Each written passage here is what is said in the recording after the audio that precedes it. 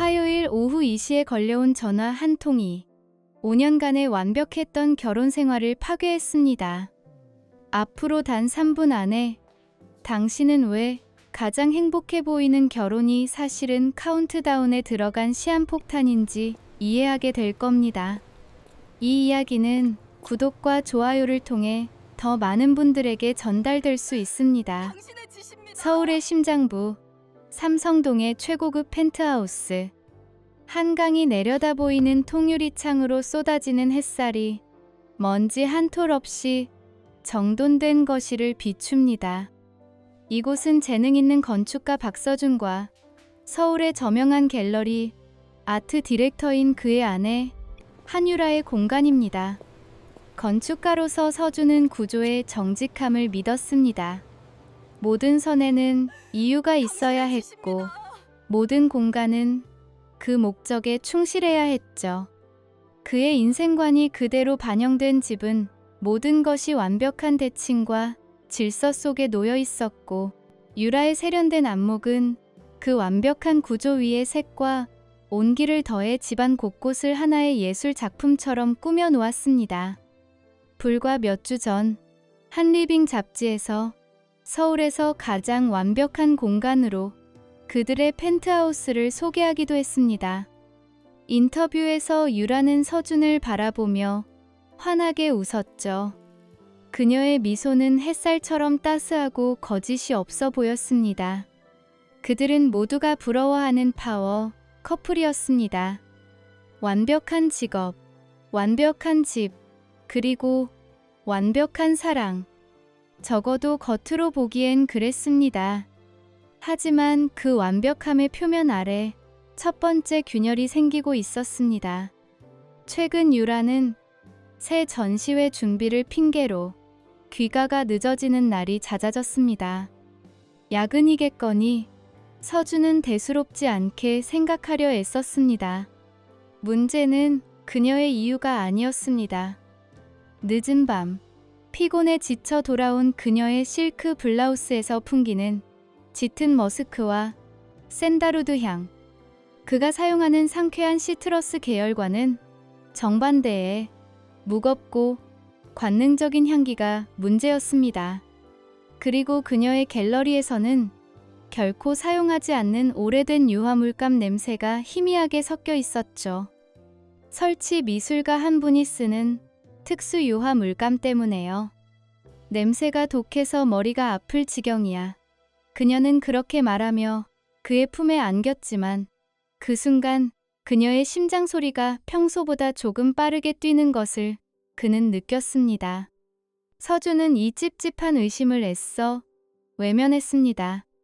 자신이 너무 예민한 탓이라고, 성공한 아내를 믿지 못하는 속 좁은 남자가 되고 싶지 않았기 때문입니다. 그러던 어느 주말 오후, 서준은 유라가 소파 위에 아무렇게나 벗어 던진 외투를 옷걸이에 걸려던 참이었습니다. 평소에 그녀답지 않은 사소한 무질서가 그의 정돈된 신경을 건드린 순간이었죠. 무심코 외투 주머니를 정리하다 그의 손끝에 차갑고 단단한 무언가가 걸렸습니다. 그가 꺼내든 것은 최신식 스마트키가 아닌 세월의 흔적으로 반질반질해진 낡은 황동 열쇠 하나.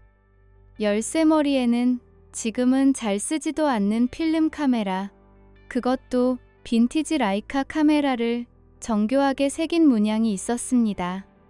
마치 홍대 뒷골목 어디엔가 숨어 있을 법한 잊혀진 사진, 스튜디오의 열쇠 같았죠. 이건 뭐지? 서준은 침실에서 평온하게 잠든 아내의 얼굴을 바라보며 차가운 열쇠를 움켜쥐었습니다. 그의 손바닥 안에서 이 작은 금속 조각이 그의 완벽한 세계 전체를 위협하는 불길한 무게를 지니고 있었습니다. 이 작은 열쇠가 그의 완벽한 세계를 산산조각 낼 비밀의 문을 여는 열쇠가 될 것이라고는 그는 아직 상상조차 하지 못했습니다. 그저 사소한 의심의 조각일 뿐이라고 그렇게 믿고 싶었을 뿐이죠. 하지만 이것은 다가올 악몽의 시작에 불과했습니다. 펀못 Những vết dạn đầu tiên. 서준은 아내의 외투에서 발견한 낡은 황동 열쇠를 서재 책상 가장 깊숙한 곳에 밀어 넣었습니다. 보이지 않으면 존재하지 않는 것처럼 느껴질지도 모른다고 생각했기 때문입니다. 그는 자신의 의심을 그 차가운 금속 조각과 함께 봉인하려 했습니다. 지난 5년간 쌓아온 신뢰는 이런 사소한 불안감 따위로 무너질 만큼 가볍지 않다고 그는 스스로에게 몇 번이고 되뇌었습니다. 하지만 한 번 틈이 생긴 댐은 아주 작은 물줄기에도 서서히 무너져 내리는 법, 그의 완벽했던 세상도 예외는 아니었습니다. 의심은 지독한 곰팡이와 같아서 한 번 피어나면 가장 어둡고 습한 마음의 구석에서부터 걷잡을 수 없이 번져나가기 시작했습니다. 그날 이후 서준은 유라의 모든 행동을 의식하기 시작했습니다. 의심하고 싶지 않았기에 오히려 더 필사적으로 그녀의 결백을 찾으려 했습니다. 하지만 그의 눈에 비친 유라의 모습은 점점 더 낯설게만 느껴졌습니다. 변화는 사소한 곳에서부터 시작됐습니다. 어느 날 저녁, 함께 영화를 보던 중이었습니다. 유라의 휴대폰이 화면을 아래로 향한 채 소리 없이 진동했습니다. 그녀는 마치 비밀 작전을 수행하는 요원처럼 화면을 힐끗 확인하더니 서준의 어깨에 기댄 채 아무렇지 않은 목소리로 말했습니다. 아, 나 잠깐만.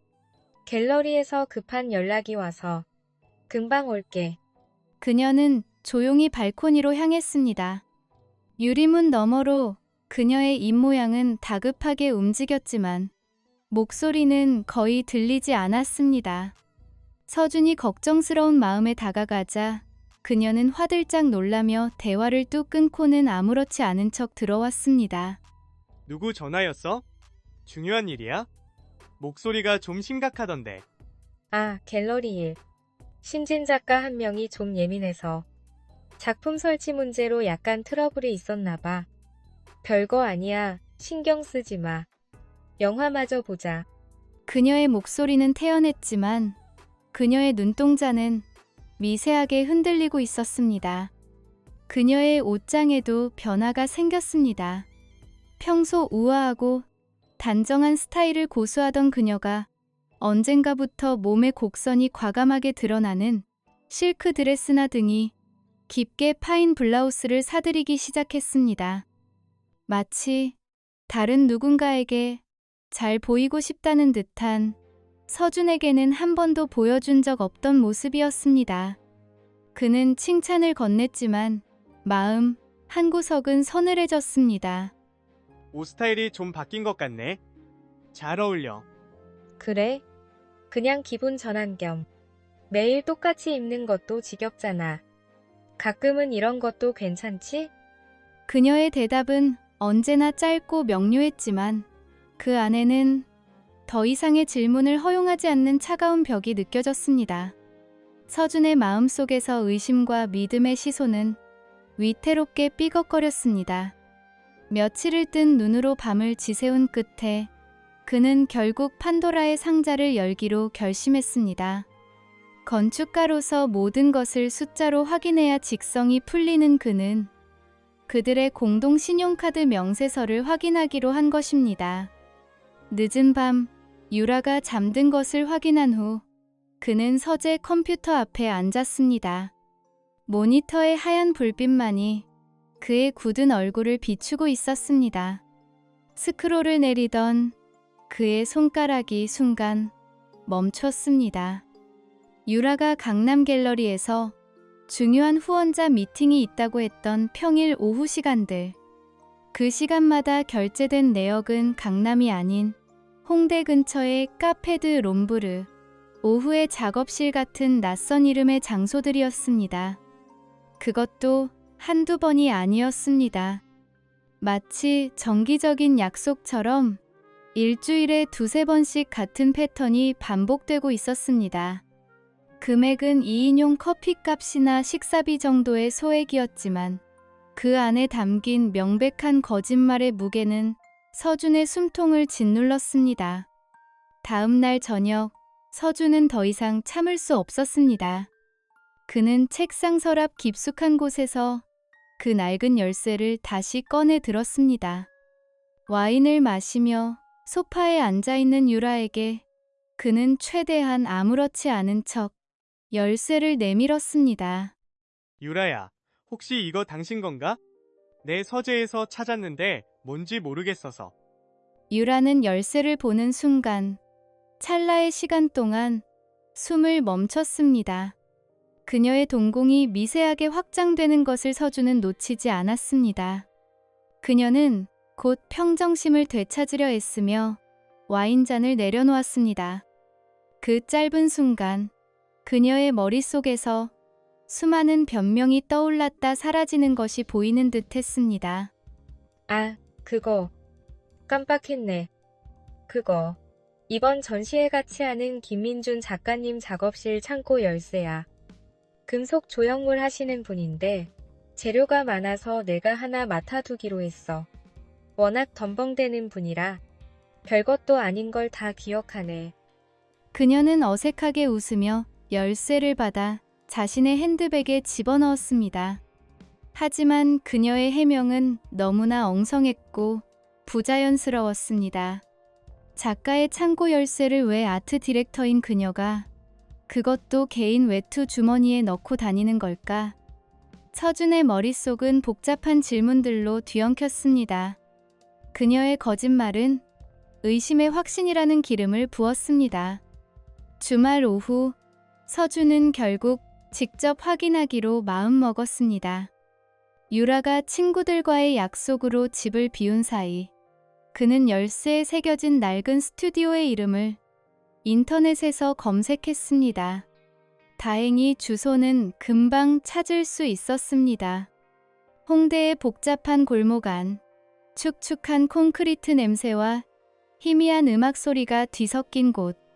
그는 낡고 허름한 건물 3층, 마치 범죄자라도 된 듯 심장을 졸이며 스튜디오 앞에 섰습니다. 문은 굳게 닫혀 있었고 창문은 두꺼운 암막 커튼으로 가려져 있었습니다.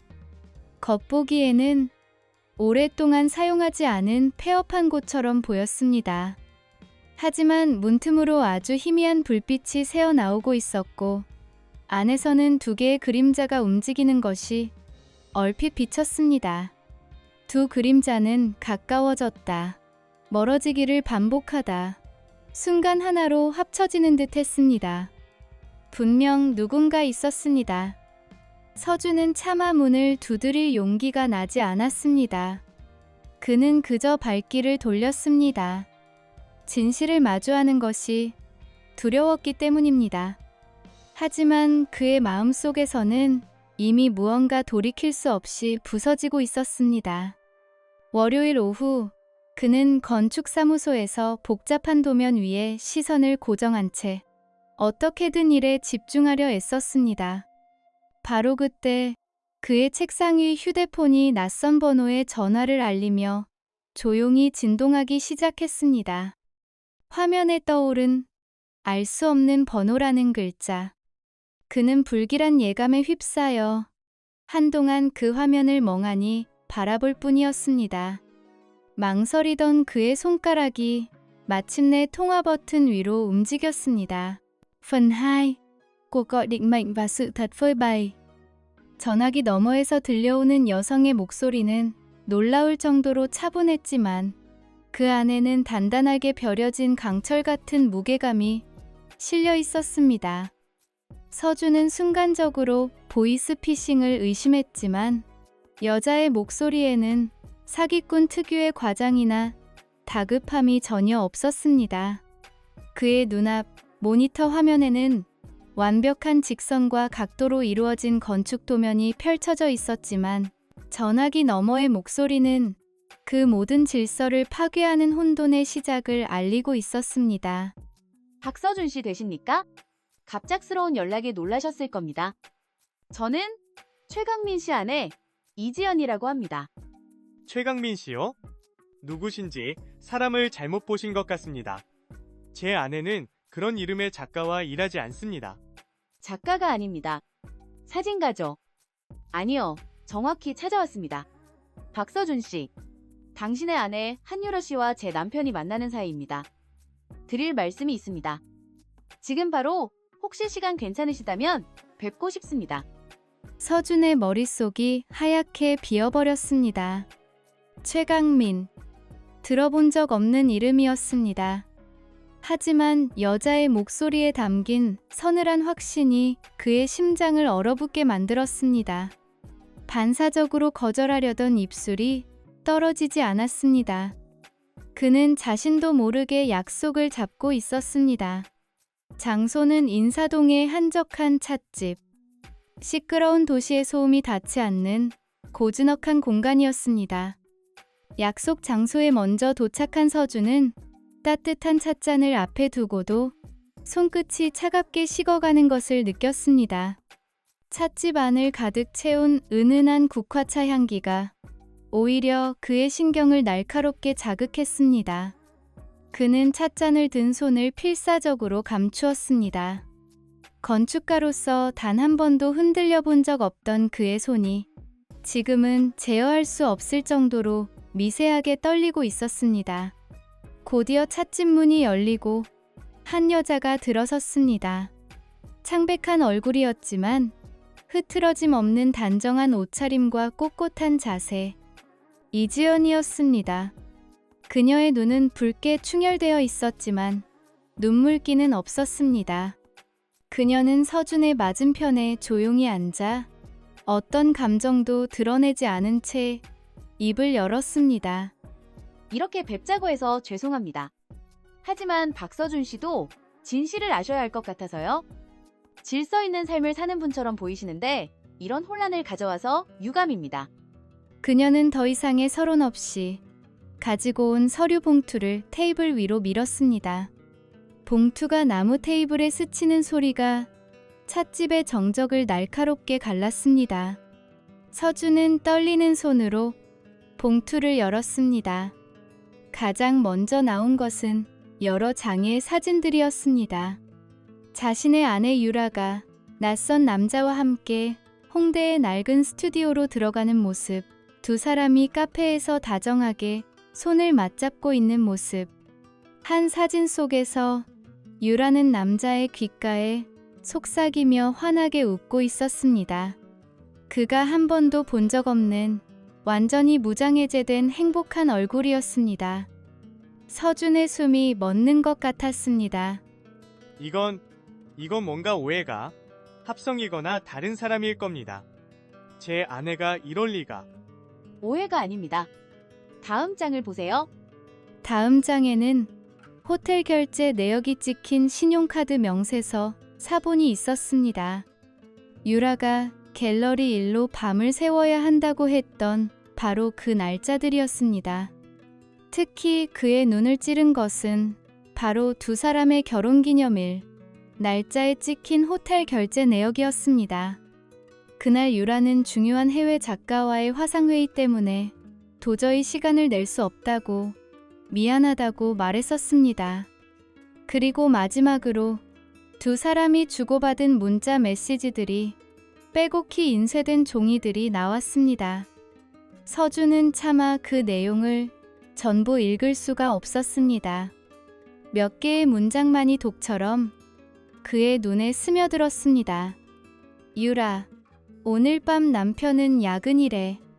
우리만의 시간이 생겼어. 강민, 대학 시절 우리만의 암실 생각나네. 그때가 진짜 우리 세상이었는데 유라, 당신과 있을 때만 진짜 나를 찾는 기분이야. 강민, 그 사람은 널 이해 못해. 넌 훨씬 자유로운 영혼이잖아. 유라, 서준 씨는 좋은 사람이지만 당신 같은 열정은 없어. 가끔은 그 사람의 완벽함에 숨이 막혀. 서준은 아무 말도 할 수 없었습니다. 그의 완벽했던 세계가 인쇄된 종이 몇 장 위에서 산산이 부서져 내리고 있었습니다. 그는 고개를 들어 지연을 바라보았습니다. 그녀의 눈은 슬픔으로 가득 차 있었지만 눈물은 흐르지 않았습니다. 오히려 동병상련의 연민이 담겨 있었습니다. 몇 달 전부터 남편을 의심했어요. 잃어버린 줄 알았던 낡은 필름 한 통을 우연히 현상하면서 시작됐죠. 그 안에 제 남편과 당신 아내가 있었습니다. 처음에는 부정했지만 증거는 계속해서 나왔습니다. 이건 제가 직접 모은 것들입니다. 박서준 씨, 저는 복수를 원하는 게 아닙니다. 더 이상 우리가 바보가 되고 싶지 않을 뿐입니다. 이 지긋지긋한 거짓말을 끝내기 위해 연락드린 겁니다. 대체 두 사람이 어떻게 아는 사이입니까? 처음 만난 겁니까? 서준의 목소리는 거의 들리지 않을 정도로 작게 갈라져 나왔습니다. 그는 마지막 남은 희망, 이것이 아내의 짧은 실수이기를 바라는 마음으로 질문을 던졌습니다. 지연은 그런 그를 잠시 바라보더니 마지막 일격을 가하듯 차갑고 단호한 목소리로 말했습니다. 그건 당신 아내에게 직접 물어보시는 게 좋을 겁니다. 홍익대학교 시절 사진 동아리에 대해서 말이죠. 홍익대학교 사진 동아리. 서준의 머릿속에서 전혀 연결되지 않던 두 단어가 하나의 끔찍한 그림을 완성하기 시작했습니다. 이것은 단순한 외도가 아니었습니다. 그가 알지 못했던 철저히 숨겨져 있던 과거로부터 시작된 배신이었습니다. 지연과의 만남이 어떻게 끝났는지 서준은 기억하지 못했습니다. 그는 찻값을 계산하고 찻집을 나서는 모든 과정을 마치 자동인형처럼 움직였습니다. 그는 유령처럼 인사동 거리를 걸어 집으로 향했습니다. 손에 들린 서류 봉투의 서늘한 감촉이 그의 손끝을 통해 심장까지 파고드는 것 같았습니다. 마침내 도착한 그의 완벽한 펜트하우스. 현관문을 열자 부엌에서 흘러나오는 맛있는 음식 냄새와 경쾌한 음악 소리가 그를 맞았습니다. 유라가 앞치마를 두른 채 환한 미소로 그를 돌아보았습니다. 자기 왔어? 마침 저녁 거의 다 됐는데 오늘 당신이 좋아하는 채끝 스테이크 했는데 어머 자기 왜 그래? 얼굴이 왜 이렇게 안 좋아? 어디 아파? 유라의 목소리는 걱정으로 가득했지만 서준의 귀에는 그 어떤 소리도 들리지 않았습니다. 그의 눈에는 오직 천사 같은 미소 뒤에 숨겨진 아내의 진짜 얼굴과 그녀의 등 뒤로 펼쳐진 끝없는 거짓의 심연만이 보일 뿐이었습니다. 부엌에 서 있는 완벽한 아내의 모습과 조금 전 사진 속에서 낯선 남자와 웃고 있던 아내의 모습이 겹쳐지며 그의 세상을 둘로 갈라놓고 있었습니다. Phần 3. Quá khứ bị che giấu và đòn quyết định. 그날 밤 박서준은 아내 한유라의 완벽한 미소 앞에서 완벽한 남편을 연기했습니다. 그의 손에 들린 배신의 증거가 담긴 서류 봉투는 그의 서재 책상 가장 깊숙한 곳에 처박혔습니다. 이지연이 건넨 증거들은 그의 심장을 도려내기에 충분했지만 법정에서 그의 완벽했던 결혼 생활의 종지부를 찍기에는 부족할지도 모른다는 냉정한 이성이 그의 머리를 지배했습니다. 감정적인 확신이 아닌 누구도 반박할 수 없는 법적 증거.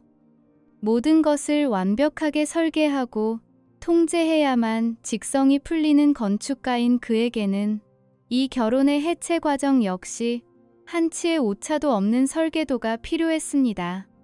다음 날, 서준은 강남의 한 허름한 상가 건물에 위치한 간판조차 없는 흥신소를 찾았습니다. 인터넷에서 찾은 가장 은밀하고 성공률이 높다는 곳이었죠. 낡은 소파에 앉아 그를 맞이한 중년의 남자는 오랜 경험에서 우러나오는 날카로운 눈빛으로 그를 훑어보았습니다. 서준은 이지연에게 받은 자료들을 테이블 위에 올려놓고 건축 도면을 설명하듯 담담하고 정확한 목소리로 모든 상황을 설명했습니다. 아내 한유라 씨와 사진가 최강민. 두 사람의 관계에 대한 모든 것이 필요합니다. 단순한 미행을 원하는 게 아닙니다. 법정에서 누구도 부인할 수 없을 명백한 증거를 원합니다. 영상, 녹취, 계좌 추적, 가능한 모든 것을 동원해 주십시오. 특히 홍대에 있다는 그 스튜디오, 그리고 두 사람의 과거에 대해서도 알아봐 주십시오. 비용은 문제되지 않습니다. 서준의 목소리에는 더 이상 슬픔이나 분노가 담겨 있지 않았습니다. 오직 차가운 결심만이 느껴질 뿐이었죠. 그렇게 그의 아내를 향한 마지막 조사가 시작되었습니다. 조사 기간은 일주일. 그 일주일은 서준에게 지옥과도 같은 시간이었습니다. 그는 매일 밤 같은 침대에서 유라의 숨소리를 들으며 그녀가 다른 남자의 품에 안기는 모습을 상상해야 했습니다. 그녀의 몸에서 풍기는 낯선 향수 냄새가 그의 이성을 마비시키는 것 같았습니다. 그럼에도 그는 완벽한 남편의 가면을 벗지 않았습니다. 아침이면 늘 그랬듯 커피를 내리고 저녁이면 그녀의 직장 생활에 대해 물었습니다. 하지만 그의 눈빛에 드리워진 차가운 그림자는 유라도 느끼고 있었습니다. 자기, 요즘 무슨 일 있어? 좀 차가워진 것 같아. 내가 뭐 잘못한 거라도 있어? 당신이 웃는 걸 본 지가 꽤 된 것 같네. 아니, 그냥 요즘 진행하는 프로젝트 때문에 신경 쓸 일이 많아서 그래. 예민해져서 그런가 봐. 미안해. 그의 짧은 대답에 유라는 더 이상 묻지 않았지만 그녀의 눈에는 의심과 불안이 스쳐 지나갔습니다. 그녀는 서준의 등 뒤로 팔을 감았지만 그는 자신도 모르게 몸을 살짝 굳혔습니다. 그녀의 손길이 닿는 피부 위로 소름이 돋는 것 같았습니다. 그렇게 거짓과 위선으로 가득 찬 일주일이 흘렀습니다.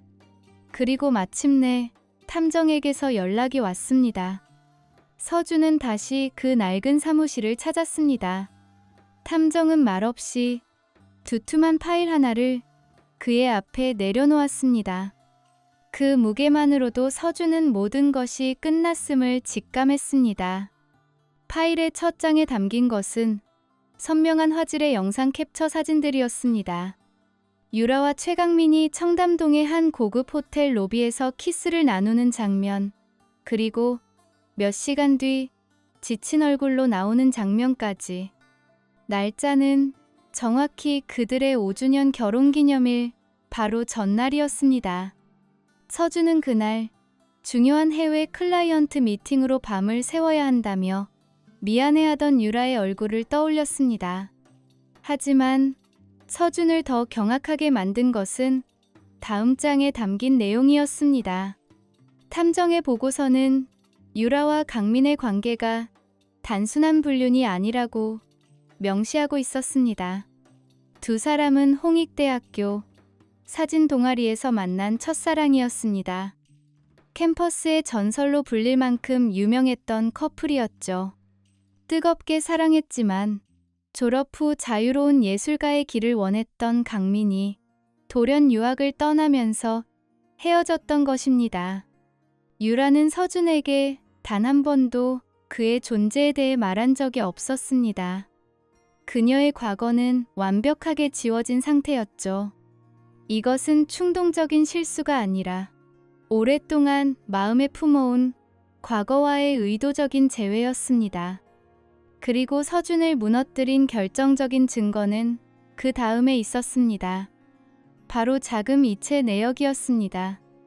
유라는 지난 6개월간 자신의 개인 계좌에서 갤러리 신진작가 지원 계약금이라는 명목으로 총 1억 원이 넘는 돈을 최강민에게 송금하고 있었습니다. 홍대의 그 낡은 스튜디오는 바로 서준이 벌어온 돈으로 마련된 두 사람의 미래 장소였던 것입니다. 감정적인 배신을 넘어선 재산적인 기만. 서준은 자신이 얼마나 완벽한 바보였는지를 깨달았습니다.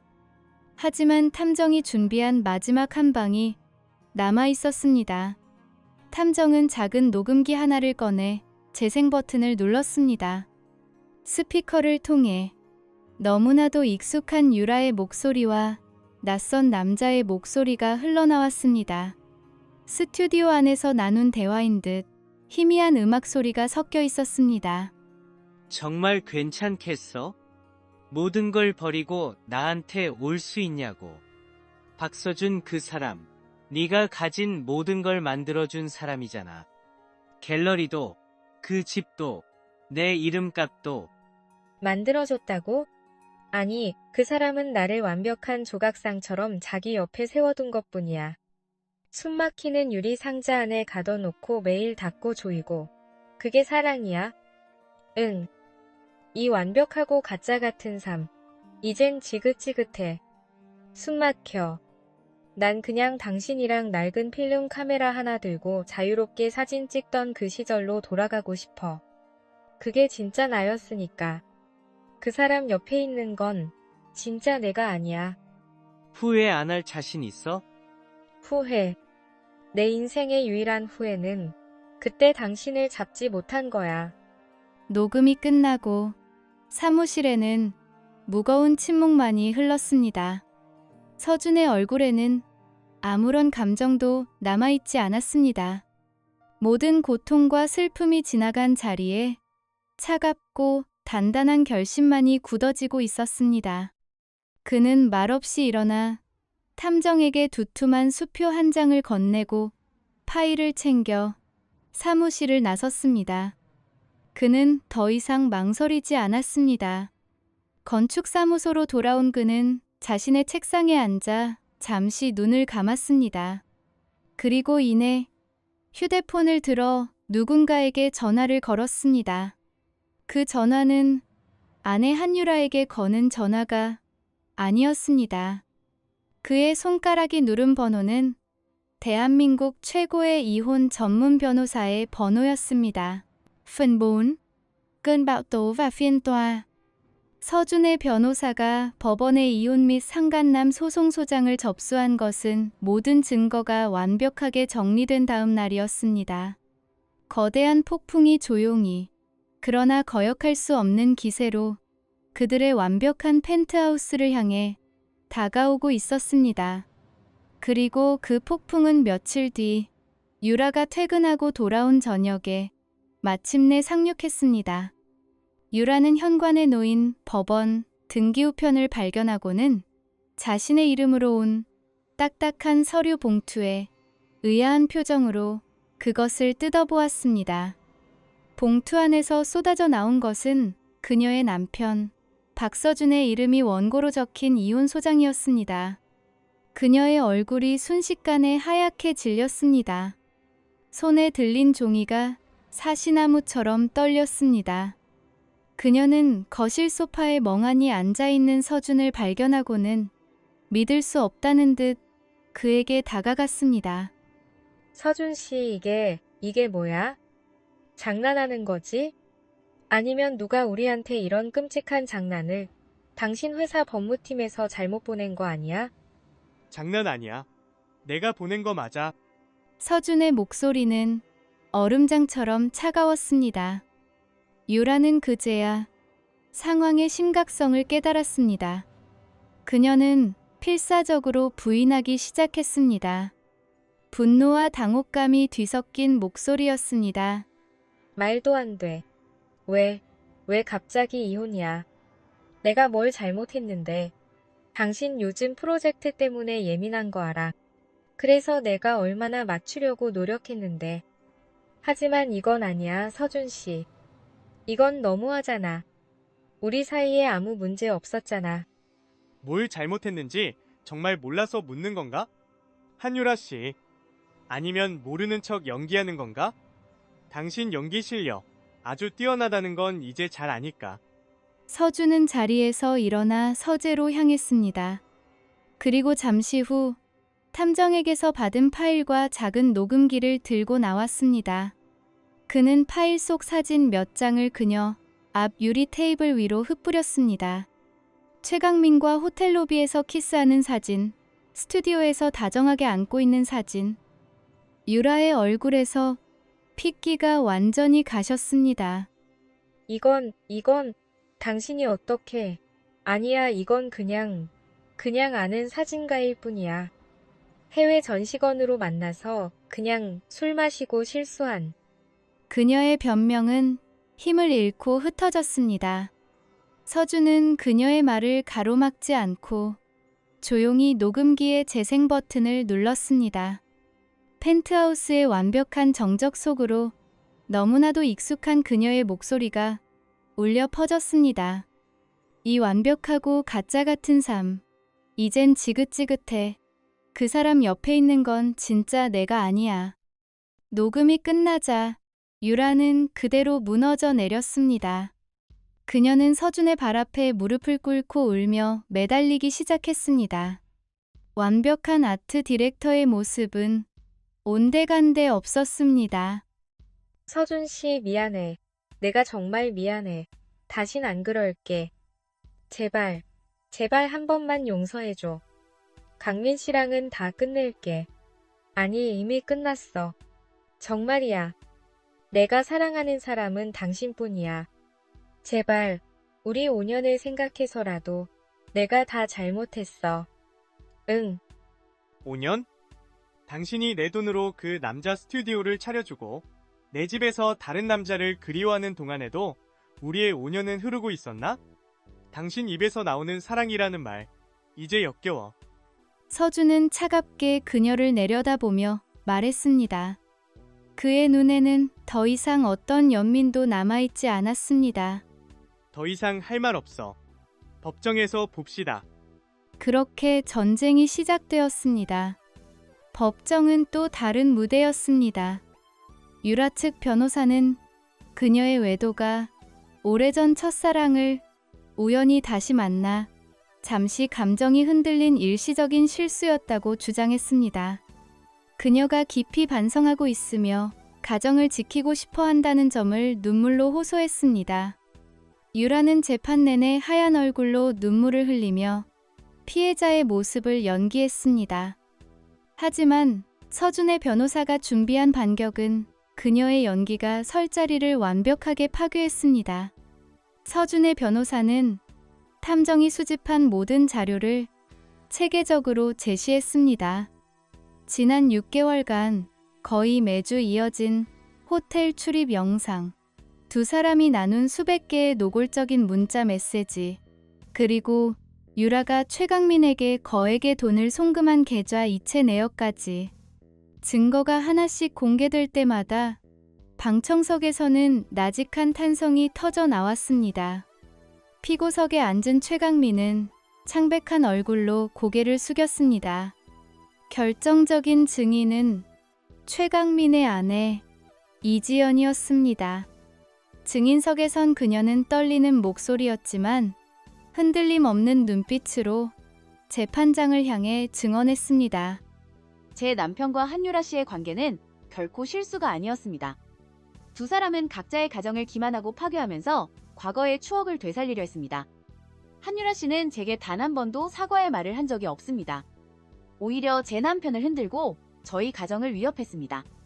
이것은 두 사람이 공모한 명백한 범죄입니다. 그리고 마침내 서준의 변호사는 법정에 그들의 목소리가 담긴 녹음 파일을 재생했습니다.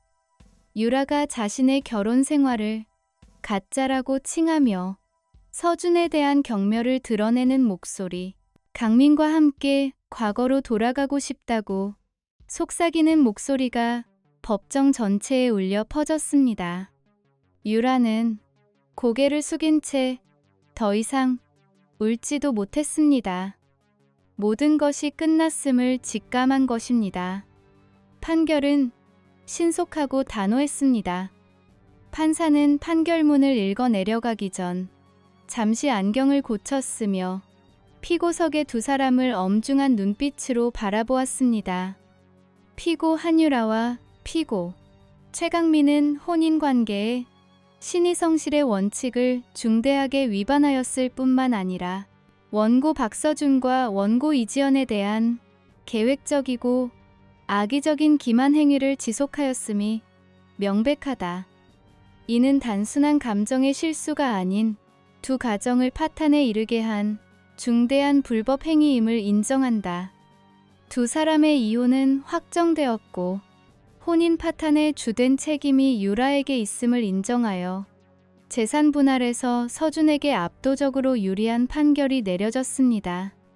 그들의 펜트하우스를 포함한 대부분의 공동재산이 서준의 소유로 인정되었습니다. 또한 유라와 최강민은 연대하여 서준과 이지연에게 각각 거액의 위자료를 지급하라는 명령을 받았습니다. 모든 것이 끝났습니다. 서준은 텅 빈 눈으로 법정을 걸어 나왔습니다. 기자들이 몇 번인가 카메라 플래시를 터뜨렸지만 그는 아무것도 느끼지 못했습니다. 법원 앞 계단에 서서 올려다본 서울의 하늘은 이상하리만치 잿빛이었습니다. 승리했지만 기쁘지 않았습니다. 오랫동안 앓던 종양을 마침내 도려낸 듯한 공허한 안도감만이 그의 온몸을 감쌀 뿐이었습니다. Phần kết, bình minh sau bão tố. 판결 후 한유라와 최강민의 삶은 무너졌습니다. 명예와 돈은 잿더미가 되었고 그들의 사랑은 원망 속에서 끝을 맺었습니다. 반면 박서준은 잿더미 속에서 자신의 삶을 재건하기 시작했습니다. 그는 거짓된 완벽함의 상징이었던 호화로운 펜트하우스를 팔고 평온한 작은 아파트로 이사했습니다. 거대한 상업 프로젝트를 뒤로하고 어린이 도서관을 설계하며 진정한 열정을 되찾았습니다. 그와 이지연은 다시 만나 서로의 새로운 길을 축복하며 과거를 정리했습니다. 1년 뒤 서준의 입가에는 진실한 미소가 돌아왔습니다.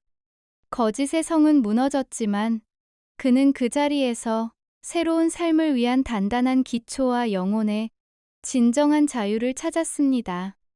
이 이야기가 여러분의 마음에 울림을 주었다면 구독과 좋아요로 저희에게 힘을 보태주시길 바랍니다.